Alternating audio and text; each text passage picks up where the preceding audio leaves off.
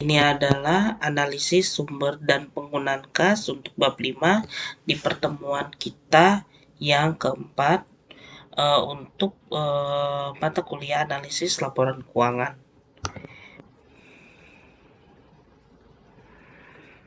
Oke, di sini ada pengertiannya.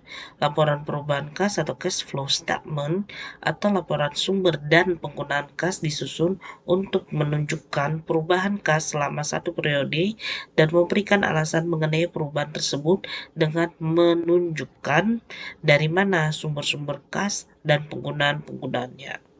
Laporan sumber dan penggunaan kas menggambarkan atau menunjukkan aliran atau gerakan kas, yaitu sumber-sumber penerimaan dan penggunaan kas dalam periode yang bersangkutan.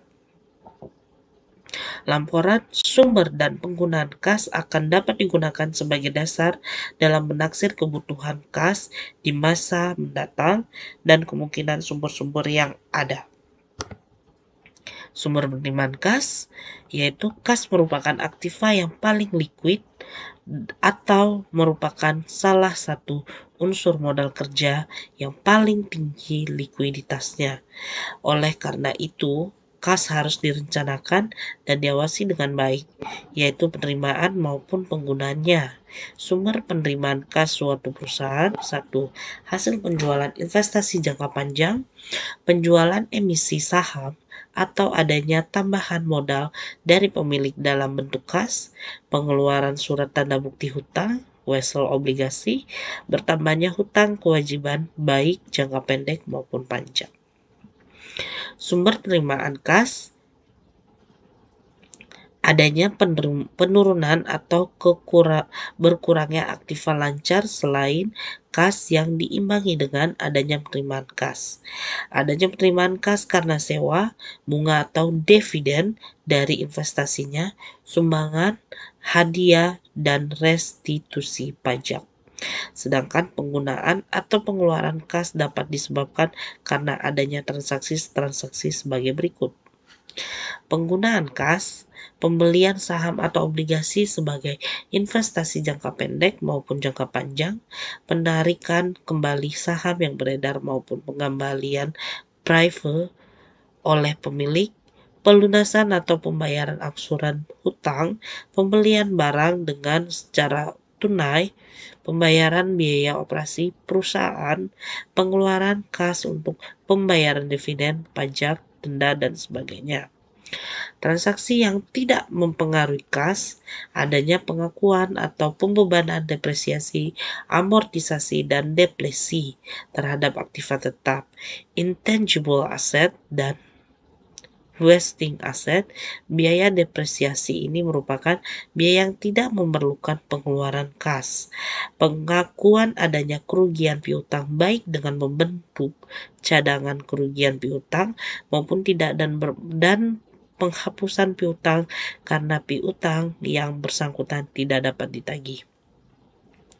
Adanya penghapusan atau pengurangan nilai buku dari aktiva yang dimiliki karena aktiva yang bersangkutan telah habis disusutkan atau sudah tidak dapat dipakai lagi.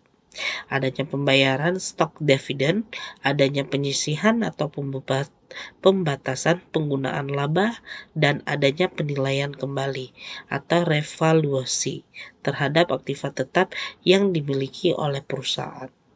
Terhadap transaksi-transaksi yang tidak mempengaruhi kas tersebut harus dilakukan jurnal penyesuaian atau adjustment dan reversal. Ini adalah contohnya PT Indra di tahun 2007 dan 2008. Ini adalah racanya.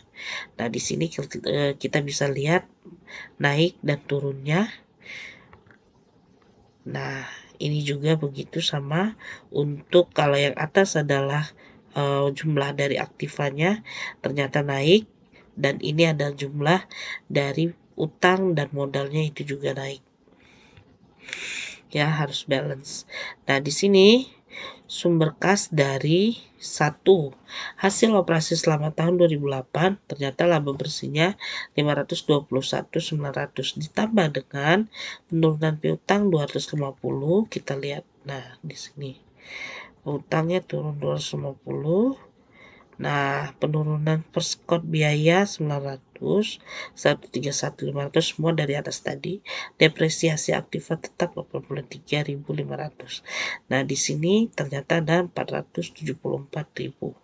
Jadi totalnya ada 995.900. Nah, ini pindahan yang tadi dari atas dikurangi dengan kenaikan piutang dagang 228. Semua kita tambahin dari sini. Mohon maaf. 288.600, mohon maaf.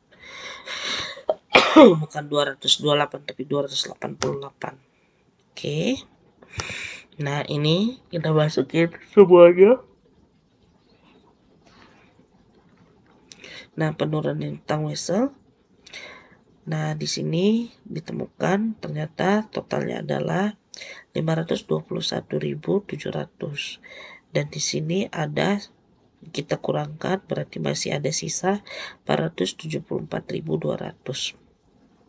Nah, penjualan modal saham di sini ada 600.000, mengakibatkan dia bertambah jadi 1.074.200. Oke.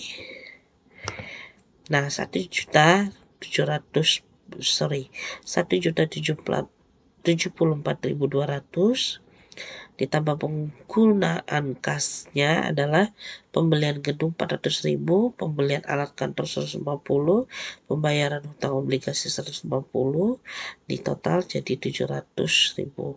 Ini sebagai pengurang, maka 1.074 dikurangi 700 adalah 374.200.